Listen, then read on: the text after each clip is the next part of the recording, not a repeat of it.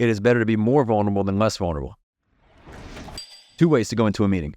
Let's say you know that you are absolutely terrified, business is not in a good place.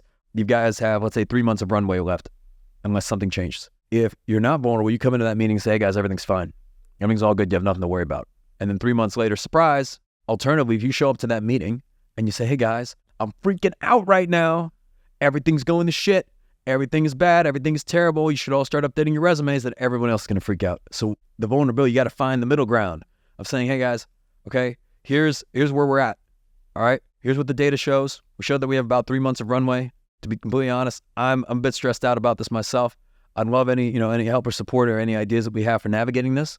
And I want to be transparent with you guys in terms of where we stand.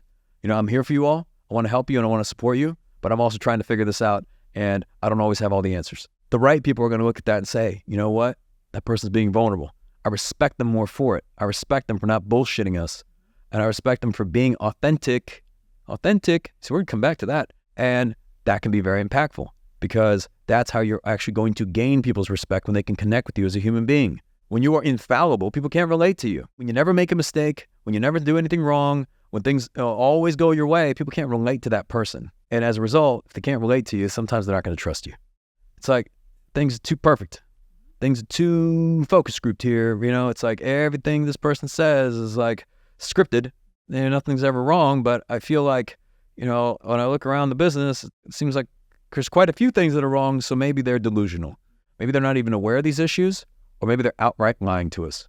And that's what hurts respect, and that's what hurts authority. It's because it's like they know. People get a sense when things are not on the right track. And if you're not, vulnerable enough to be able to address that, which requires, putting the ego aside, because I think, those leaders that are not willing to be vulnerable, they look at vulnerability as a form of weakness. They think that if I ever admit fault in some way, or if I ever admit that I'm wrong, then that makes me look weak in some way, and people don't respect weak people. And I don't know, maybe, decades ago, this is a mindset that was very prevalent.